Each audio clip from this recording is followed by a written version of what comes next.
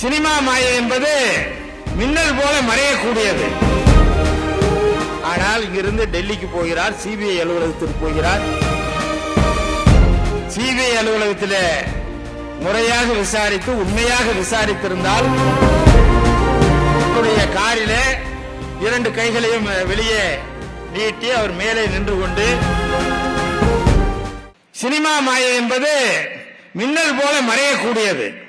எனவே அது பிராக்டிகலா செயல்முறைக்கு வராத நிலை. எனவே அதை நம்பி ஏமாந்து விட வேண்டாம். நீங்கள் நம்முடைய மக்களுக்காக பணியாற்றுகிற, மக்களுக்காக உழைக்கிற, மக்களுக்கு பல்வேறு திட்டங்களை நிறைவேற்றி தருகிற மதச்சார்பற்ற முற்போக்கு கூட்டணி வேட்பாளர்களுக்கு ஆதரவு தாருங்கள் என்று நீங்கள் அவர்களை எல்லாம் பக்குவமாக பேசி அவர்களை கன்வின்ஸ் செய்து அவருடைய வாக்குகளை எல்லாம் பெறுவதற்கு நம்முடைய மதச்சார்பற்ற முற்போக்கு கூட்டணி நிர்வாகிகள், தோழர்கள் எல்லோரும் தேவையான முயற்சிகளை எடுக்க வேண்டும் என்று உங்களை எல்லாம் அன்போடு கேட்டுக்கொள்கிறேன்.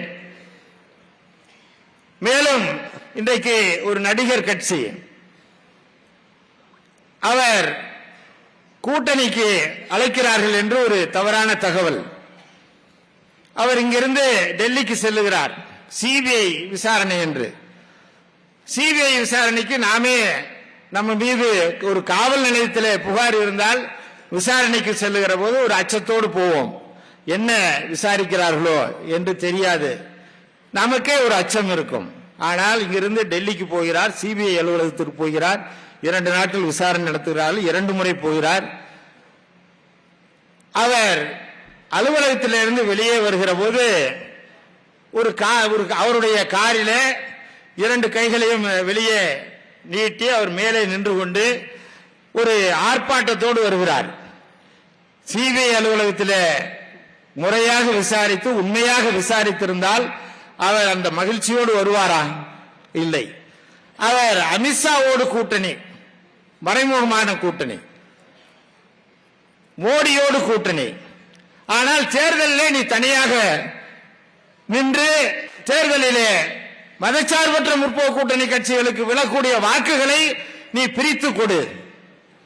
சிறுபான்மையினர் வாக்குகளை நீ பிரித்தால் மதச்சார்பற்ற முற்போக்கு கூட்டணி பலகீனப்படும் என்கிற அந்த முயற்சியிலே அமித்ஷாவும் மோடியும் ஈடுபட்டிருக்கிறார்கள்.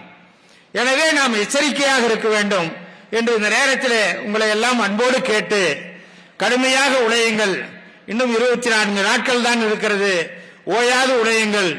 சேலம் மாவட்டத்தில் இருக்கிற 11 தொகுதியிலும் உறுதியாக வெற்றி பெற இருக்கிறோம்.